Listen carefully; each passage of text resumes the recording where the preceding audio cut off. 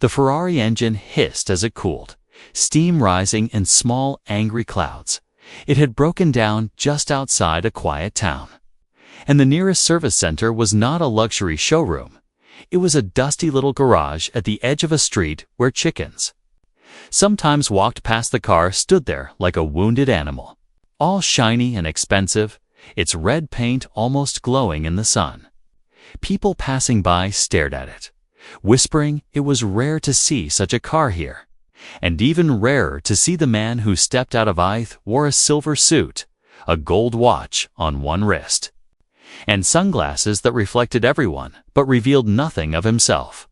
His name was Mr. Carson, a CEO of a massive tech company that made smart engines for luxury vehicles. He was rich, powerful, and very, very impatient. He looked around the garage and frowned. The place smelled like oil and metal. Tools were scattered everywhere. A few workers in dirty overalls peeked at the Ferrari from behind tires and toolboxes. But one figure walked straight up to the car without fear. She was young, maybe late 20s. Black, tall, and confident. Her hair was tied up in a bandana, and her hands were already stained with grease. Her name tag read, Renee, Mr.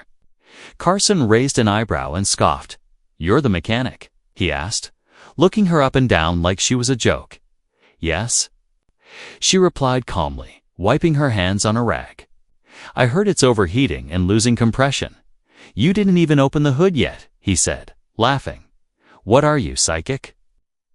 "No," she said, "I just listened." The CEO burst into laughter, shaking his head. "Listen, lady, this is a Ferrari, not some farm truck. You can't just listen and fix it." Renee didn't answer. Instead, she pulled up the hood slowly, her eyes scanning every inch of the engine. She leaned close, like she was having a conversation with it. She touched a few wires, gently. Then she stepped back and nodded to herself. "You don't have the diagnostics," Mr. Carson said. "Do you even have the right tools?" "I have what I need," Renee said. She turned to one of her assistants, a skinny boy named Tony. "Can you bring me the copper thread, the small heat gun, and the isolation box?" Tony nodded and ran off. Mr. Carson crossed his arms, now amused more than annoyed. He took out his phone and started recording. "This is going to be gold," he whispered to himself as Renee worked. More people gathered around, mechanics from nearby garages, a few delivery drivers, even some local kids. Everyone watched, curious about the girl who dared touch a Ferrari with nothing more than her bare hands and basic tools. She didn't rush. Her fingers moved with quiet care, as if she could feel the heartbeat of the machine. She removed a panel, adjusted a wire, then sealed a small crack with heat and precision. Her hands were steady, her breathing calm. "What are you even doing, mister?"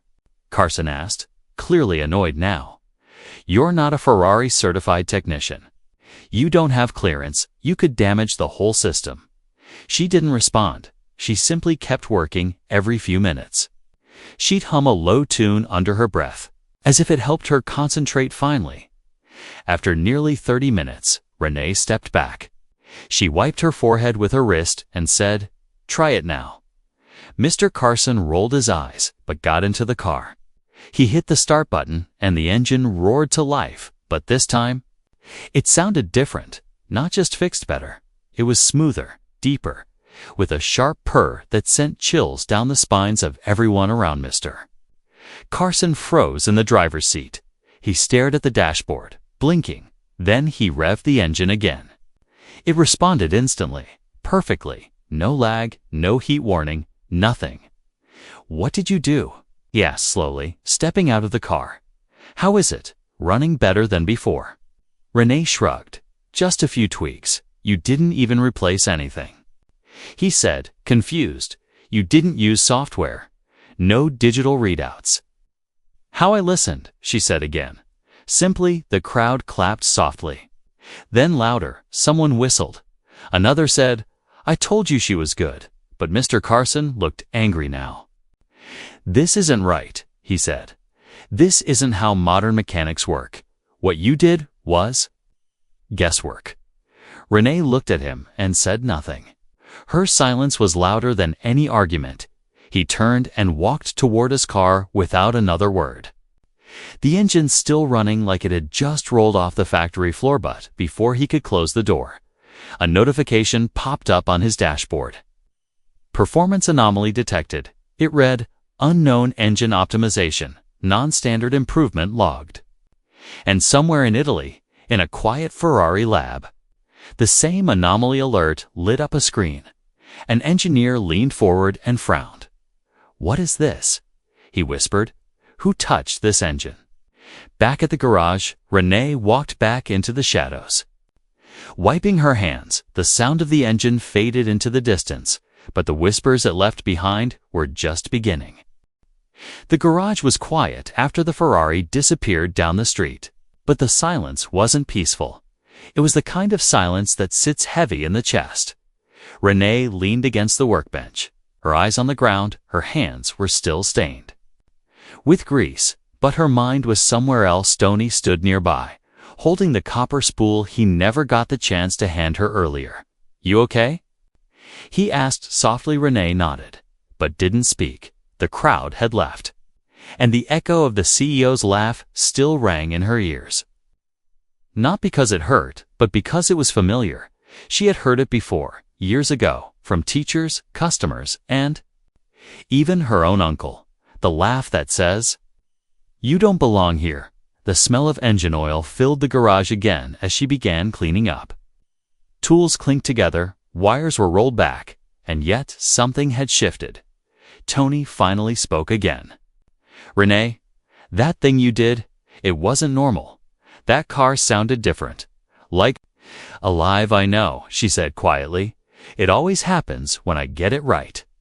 The next morning, Renee arrived early, before sunrise. She always liked starting before the world could interrupt her thoughts.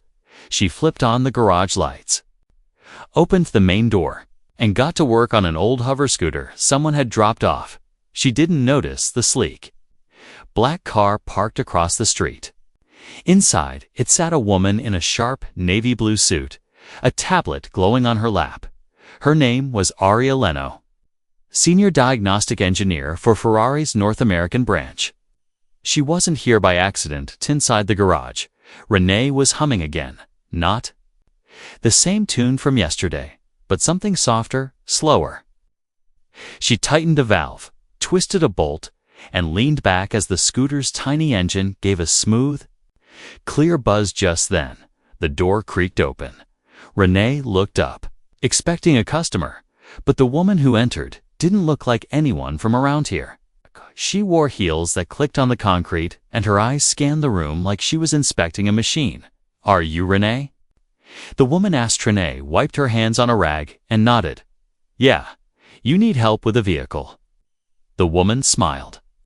But it wasn't a normal smile. What's the kind of smile someone gives when they've already read the answer? "Actually, I'm here because of a Ferrari." Tony, who had just walked in, froze. "Don't tell me he's back," he muttered. "No," Aria said. "Mr. Carson isn't here. But the data his car sent out caught attention. Mine, to be specific." Renee raised an eyebrow. "What kind of attention?" "Ferrari has a global monitoring system," Aria explained, tapping her tablet.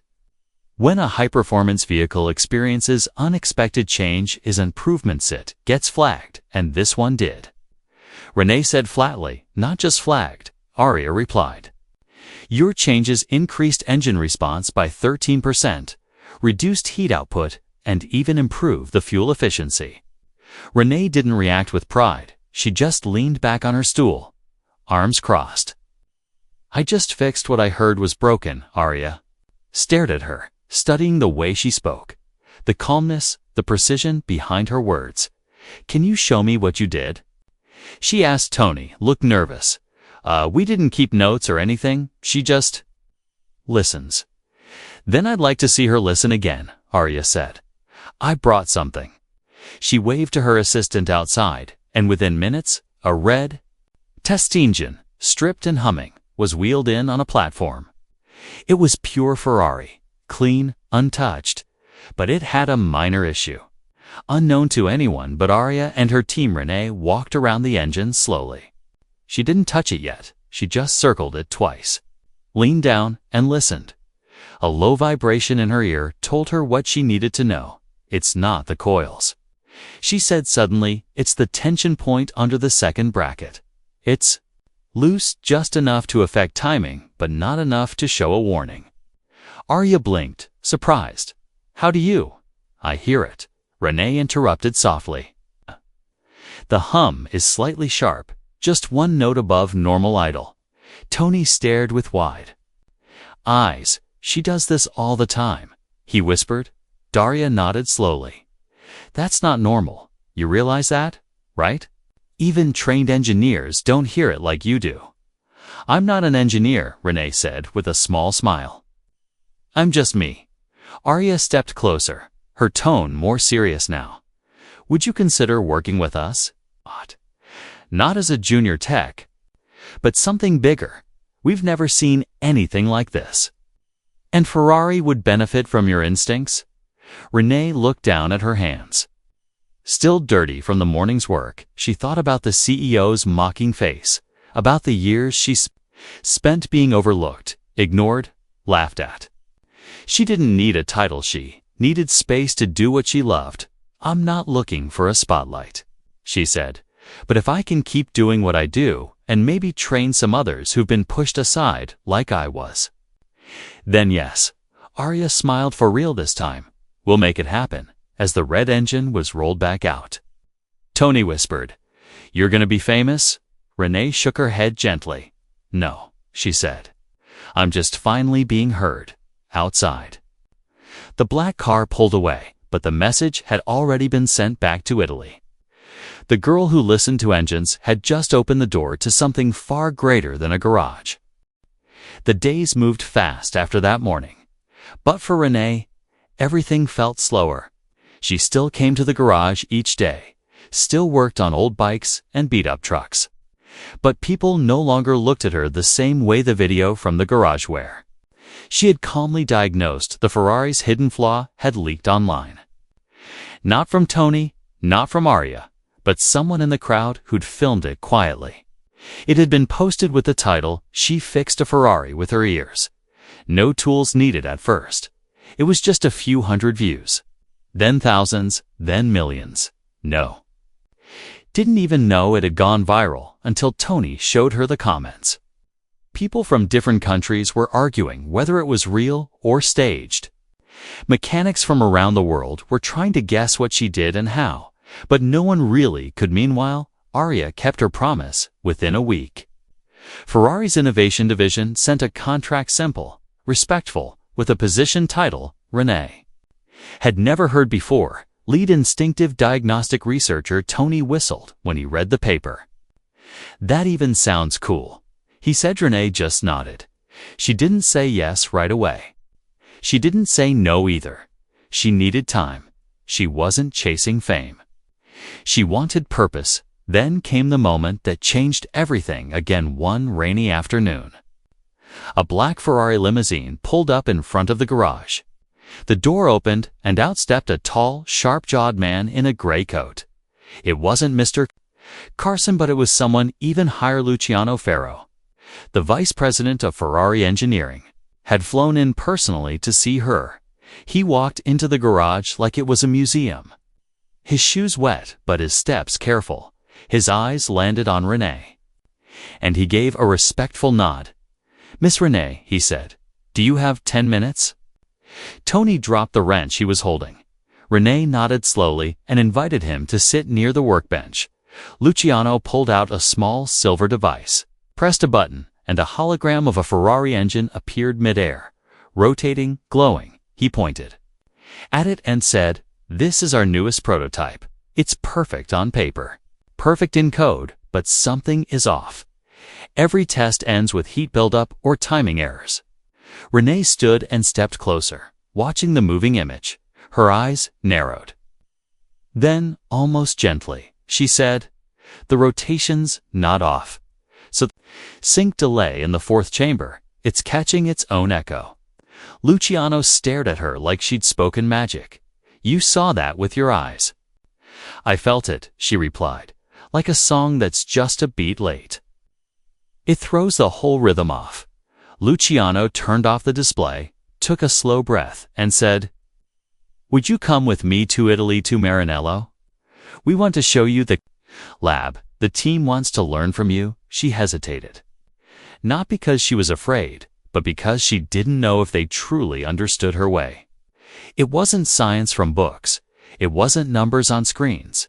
It was music, feel, instinct. Luciano saw her pause and added gently, "Not to change you, only to listen."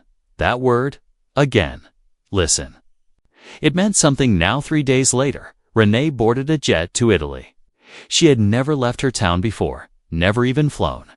Tony cried like a baby when she hugged him goodbye. "Bring back a Ferrari for me," he joked through tears the moment. She stepped into the Ferrari facility. Something inside her woke up, the sound of machines.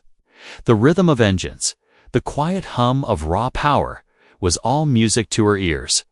She was introduced to engineers, designers, and AI programmers.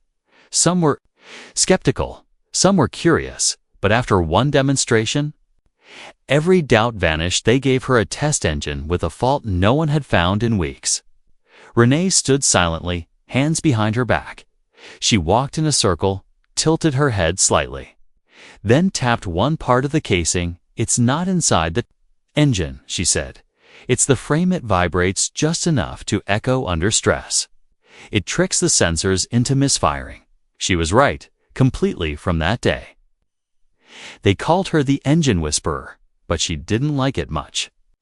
"I'm just someone who listens closely," she would always say. Luciano sat down with her that evening over strong coffee. "Renee, you're not just fixing engines. You're teaching us how to hear them again. We've spent years trusting screens and sensors, but we forgot the sound of the machine itself." She looked out at the giant workshop, glowing in soft gold light. "Engines are alive," she said. "They talk to those who listen with more than just their ears." He nodded. "That's why I think we need a new program, one led by you, for people like you. Mechanics who think in rhythm, not just formulas." Back in her hometown, Tony opened the shop each morning alone now, but proudly. He hung a photo of Renee next to the old clock on the wall. Under it was a small sign that said, "She didn't guess she listened on in Maranello." Renee walked through the same halls where legends once stood. But she didn't feel out of place. For the first time, she felt like she belonged, not because she had changed, but because the world had finally tuned in to her frequency. The morning air in Maranello smelled different than home. It wasn't just cleaner, it was sharper, charged with energy. The Ferrari facility was already awake before the sun had fully risen, and Renee walked through the wide metal doors with a quiet breath in her chest. She didn't wear a lab coat like the others. She didn't carry a clipboard or tablet, just her same overalls, a clean rag in her back pocket, and the same quiet confidence that had made even engines listen. Ferrari had given her her own space, a long, open garage with one glass wall. The others called it the listening room. Inside sat 5 engines, all different models, all with small flaws no one had yet solved. Some were too loud, others burned fuel too fast. One had a vibration no scanner could trace outside the room. A group of engineers gathered behind the glass, watching her like she was performing something no one had seen before. Not because she acted like a genius, but because she didn't moved without rushing, walking from one engine to the next. She circled each one twice, closed her eyes, then bent down and pressed her ear close to the casing. The others watched in silence, scribbling notes, whispering numbers to each other. But Renee didn't use notes. She just listened then. She spoke quietly into the small microphone on the wall. Engine 3 is suffering from interference, not internal, but from its mounting base. It's throwing off the balance by 0.2 seconds per rotation. That's why it feels heavier at high speeds. The lead engineer, Pietro, stepped back from the glass, stunned. He looked at the readings on his screen. Exactly what she had just said, but he hadn't told her anything beforehand. No warning, no hint, and still she'd nailed it. They called Luciano immediately. She did it again. Pietro said she found the ghost issue in less than 4 minutes. Luciano arrived an hour later with 2 guest senior executives from the Ferrari racing division. They weren't here for conversation. They were here to test her. The taller one, Paolo, walked straight into the room and said, "We have a car, a test model that keeps overheating in live tracks. Diagnostics say nothing is wrong. Can you look at it?" Renee simply nodded. They brought in the car on a sleek red platform. It was beautiful, thin, sharp, built like a beast, but sleek like a blade. She didn't open the hood right away. Instead, she asked them to start the engine. The sound filled the room, but not all sounds were equal. Some were smooth. Others carried hidden tension. Renee's eyes narrowed slightly. Then she raised her hand. "Turn it off." She said. Everyone stopped. She walked over to the rear of the vehicle, touched the side panel with her fingers, and then tapped the side vent. "Here," she said. "This panel is disrupting airflow by a fraction. It's redirecting heat inward instead of letting it breathe out. That's what's cooking the system." The 2 executives looked at each other. Pietro quickly pulled up the airflow model on his screen and adjusted the settings to reflect her suggestion. As soon as he did, the heat map changed, cooler by almost 11 degrees. Luciano grinned. She did it again. Paolo stared at Renee. "Quiet for a moment. You're not guessing, are you?" "No," she said softly. "I'm listening to what the machine is trying to say." Word began to spread even faster. Ferrari engineers were trained to trust code, sensors, data, but this woman used instinct. And yet, she was more accurate than anyone they'd ever seen. It was only a matter of time before someone got jealous. In a closed-door meeting that afternoon, a senior technician named Marco slammed his fist on the table. "She's not trained. She's not certified. How can we let her rewrite our systems?" Another responded, "But she's right every time. She's lucky." Marco growled, "One day she'll be wrong. And it'll cost us everything." But the truth was running wasn't trying to take anyone's place. She wasn't trying to be the best. She just wanted to do what she loved. She wanted machines to work the way they were meant to, and for people to believe in listening again that night, after most had gone home. Renee stayed behind in the listening room. She stood beside the last engine, a prototype so new even the team didn't know what to name it. Yet she leaned close and smiled. "You're not like the others," she whispered to it. "You're still figuring out how to breathe." Then, gently, she adjusted one valve, not because it read wrong, but because it felt wrong. She stepped back, turned the engine on, and this time it purred with a tone even the walls seemed to notice. Luciano, who had returned quietly to watch her, stepped forward and clapped once. Slowly. "You didn't just fix it," he said. "You gave it life." Renee smiled faintly. It was always alive. It just needed someone to believe it could sing. Outside the glass wall, a small group of new interns had gathered without her noticing. They weren't watching a mechanic anymore. They were watching something else. Someone else. They didn't yet have a word for it, but soon the world would. Renee sat alone in the listening room, the engine silent around her. She should have felt proud. People were calling her a genius now. Leaders from Ferrari were shaking her hand. Reporters were asking for interviews, but something didn't feel right. It wasn't the engines. They were singing better than ever. No. It was the people, the whispers, the tension behind the smiles. It had started quietly. A few engineers joking that she was the lucky one or the magic ear girl. Harmless at first, but this morning it became something else. Marco, the senior technician who'd never liked her, stood in front of a full team meeting and said it out loud. "We're building machines based on feelings now," he said, his voice sharp. What's next? Fortune cookies in the glove box. Some laughed, others didn't. Renee stood there, her hands calm at her sides. She didn't react, but inside, she felt the sting. Not because it was cruel, but because it reminded her of home. She had been here before. Not in Italy, but in moments like this. Moments where no matter how hard she worked, someone still made her prove she belonged. Later that day, Ferrari's social media team released a post. It was a behind-the-scenes photo of Renee tuning an engine with her eyes closed. The caption read, "The engine whisper, Ferrari's future sounds different now." It went viral in less than 2 hours. Most people were amazed. Comments flooded in from around the world, calling her brilliant, calling her special. But others turned nasty. She didn't even go to engineering school. One comment said, "This is a PR stunt." Said another, "My nephew plays with Legos and does more work than this." Luciano noticed this sudden storm. He walked into her workspace. That evening, hands in his coat pockets. "I'm sorry," he said softly. "I should have protected you better from this." Renee looked up and gave a tired smile. "You didn't make them say it," she said, "but I know how this works.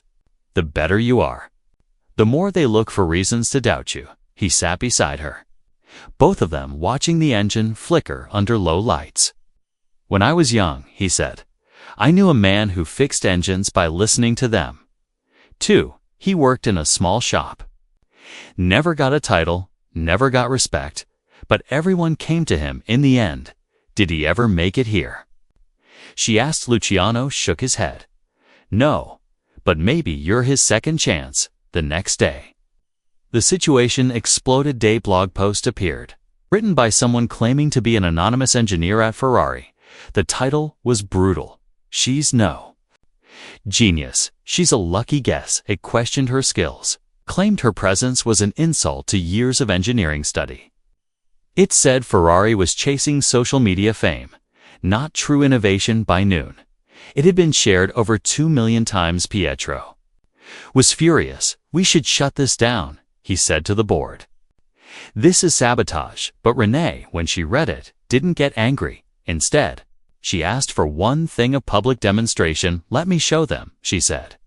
"Let me prove I'm not afraid of what they think." The event was set for Friday morning in Ferrari's main test chamber. It would be live-streamed around the world. Engineers, racers, students, and critics were all invited. They brought in a custom engine, never seen before, built with errors hidden so well, even Ferrari's own computers couldn't pinpoint them. Renee walked in wearing her plain coveralls, her bandana tied tight, her hands empty. The crowd was silent. She approached the engine, closed her eyes, and waited. 1 breath, 2 breaths, 3. Then she spoke. The rotations off by less than a hair. She said, "Not from the design, but from the base coil. Someone flipped it during install." She opened the casing carefully, turned the small coil with her fingers, and then stepped back. "Try it now." The technician hit the starter. The engine came to life like a living thing. Smooth, clean, perfect. The room burst into applause. Marco stood frozen, watching the display screen show flawless data flow. Luciano stepped forward, held the microphone, and said, "For those still wondering, this is not luck. This is mastery." That night, the same blog that once insulted her changed its tone. A new post appeared. "We were wrong about her." Renee didn't post a response. She didn't tweet. She didn't smile for the cameras. Instead, she walked out of the building quietly and stood under the stars alone, listening not to engines, but to the wind. Tony called her on video from the garage back home, his face glowing with pride. "The whole town watched," he said. "Even old man Jenkins cried. And you know he hasn't cried since his dog died in 2005. Renee laughed softly. "It wasn't for the world. It was for the engines. They needed to know I still believed in them." And somewhere, in the deepest corner of the Ferrari lab, one engine rested silent but ready, knowing it would be heard when the time came. 3 weeks had passed since the public demonstration, and things had changed fast. Renee was no longer just the mechanic from the garage. She had become a global name in the automotive world. Every magazine wanted her on the cover. Engineers from other luxury brands were trying to hire her away. And universities were offering her honorary degrees, but Renee hadn't changed. Not deep down, she still woke up early, still tied her bandana tight, and still walked the quiet halls of the Ferrari test center alone in the mornings. She didn't care about cameras or awards. She cared about machines, their voices, their stories. But one thing had changed: the way people looked at her with awe. Others with envy, and some still didn't know what to believe. The tension didn't disappear just because she was right, if anything. Ickroot started again one cold Monday morning, when she arrived to find her workspace oddly quiet. The listening room was locked, a notice taped to the glass. It read, "Temporarily reassigned to Engineering Oversight Review, confidential access, only Tony called." Her right away when he saw the picture online. What does that mean?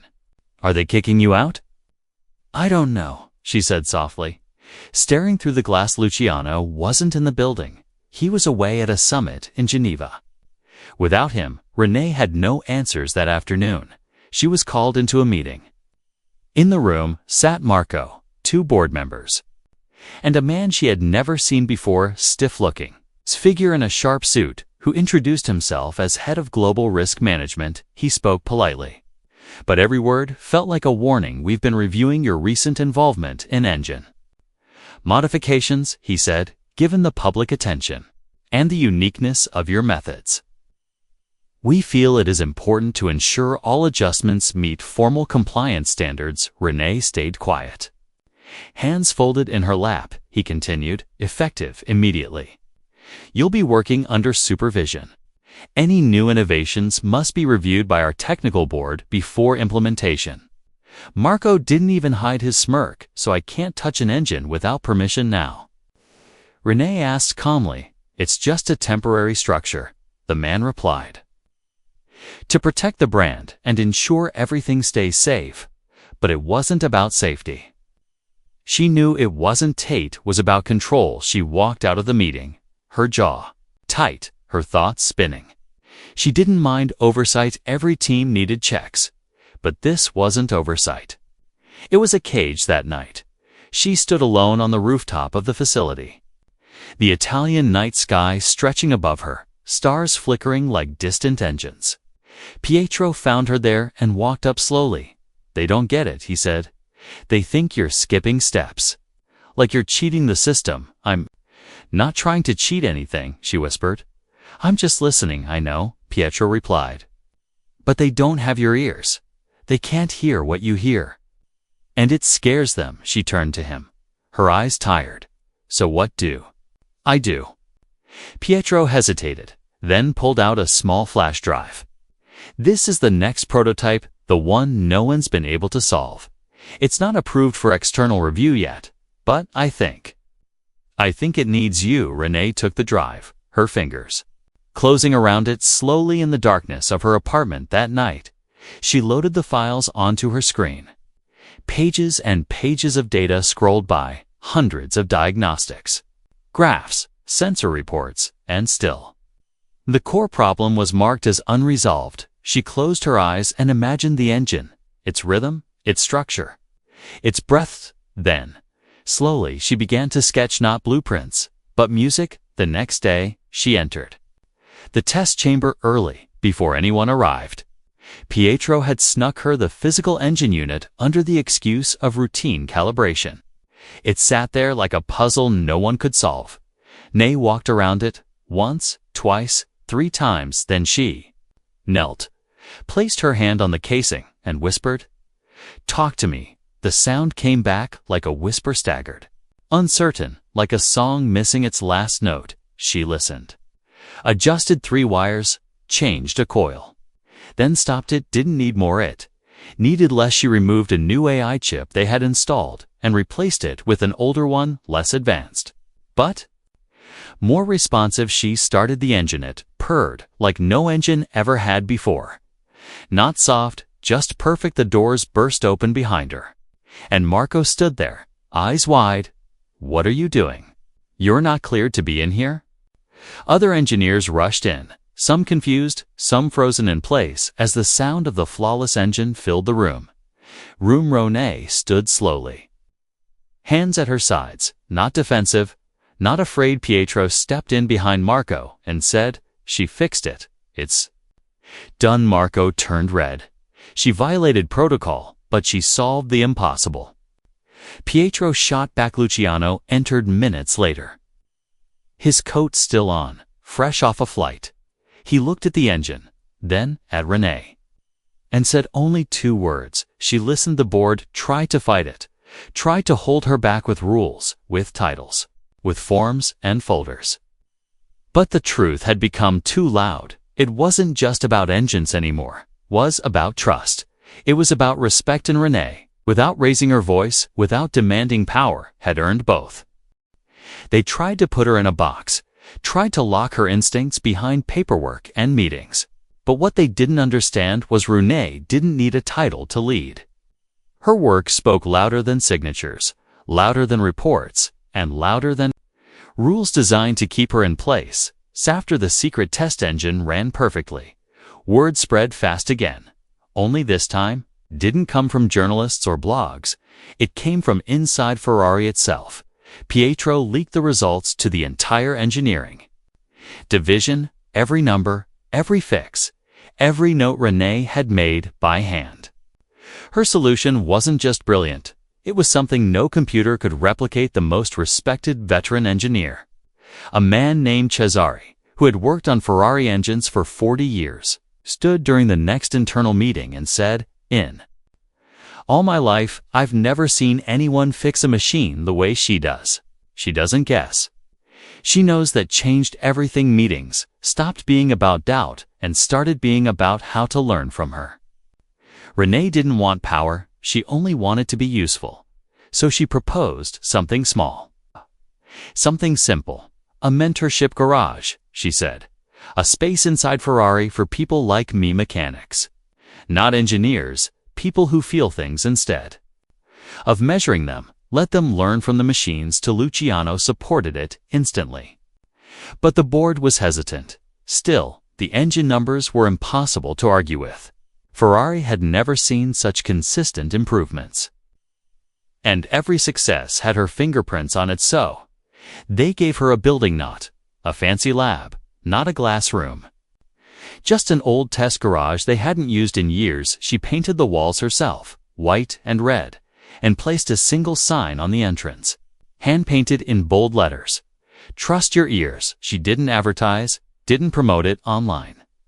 But still, the right people found their way. A young girl from Brazil who'd grown up fixing scooters with her grandfather, a quiet boy from Kenya who could tune engines by sound alone since he was 8. A single mother from Detroit who had never gone to school, but rebuilt 2 broken-down trucks from scratch just by listening. Renee welcomed them all. No resumes, no certificates, just heart. They gathered around broken engines, not with laptops, but with hands and ears. They learned the rhythm of combustion, the harmony of pistons, and the tiny stutters that told stories no data could explain. Ferrari's leadership didn't know what to make of it at first. But once those students started suggesting changes that improved test vehicles by full percentages, they couldn't deny it. Annie Marone had done something no one else had dared to try. She brought the human back into the machine, but not everyone was ready to celebrate. Marco still watched from the shadows, no longer able to stop her, but still bitter.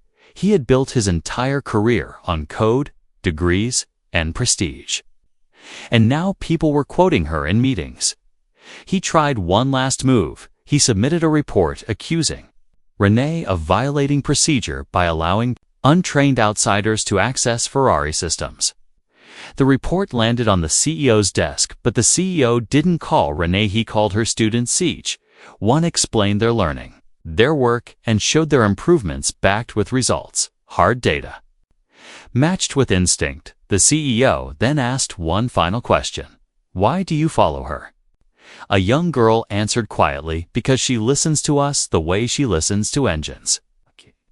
And it makes us believe we matter. That was the moment everything changed for good. The report was thrown out. Marco was reassigned and Renee was asked to lead something new, not just a mentorship garage, but an official division. Inside Ferrari, a department focused on intuitive mechanics where instinct and training would grow together. Side by side, she accepted with one condition: no hierarchy. No top, no bottom. Just people learning from each other. They agreed her old garage back home received a full upgrade, courtesy of Ferrari. But Renee made sure the wooden bench she'd fixed her first engine on stayed right in the center. Tony visited her in Italy. A month later, wide-eyed and wearing a suit 3 sizes too big, he looked around at the shining engines and grinned. "You really did it, huh?" "No," she said, handing him a wrench.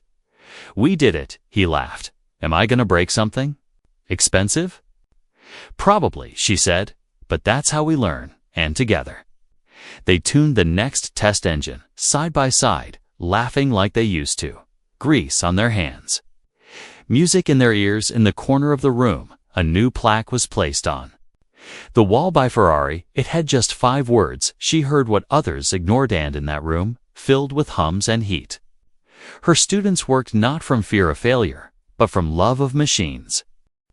The sun was rising over Maranello, casting soft golden light through the garage windows. Renee stood quietly in the doorway, a cup of coffee in her hands. Watching her students gather around the latest test engine, she didn't speak. Just listened. The sounds of laughter, quiet conversation, the occasional clang of a tool hitting the floor. These were her favorite sounds now. Not because they were perfect, but because they were real. The program had grown far beyond what she ever imagined. What started as a single garage had become a movement. Other car companies began calling it the Renee method. Universities were redesigning their courses to include instinct-based mechanical training. And young people who once thought they didn't belong in engineering were now dreaming bigger. But Renee stayed the same. She still wore her coveralls, still tied her bandana tight, still wiped her hands on a rag instead of a lab coat. Luciano joined her at the door, his hands in his pockets, a quiet smile on his face. "They say you're a legend now," he said. Renee sipped her coffee and chuckled softly. "Legends wear armor. I just wear grease," he nodded. "Still, you changed us. You changed everything." "I didn't want to change the world," she said.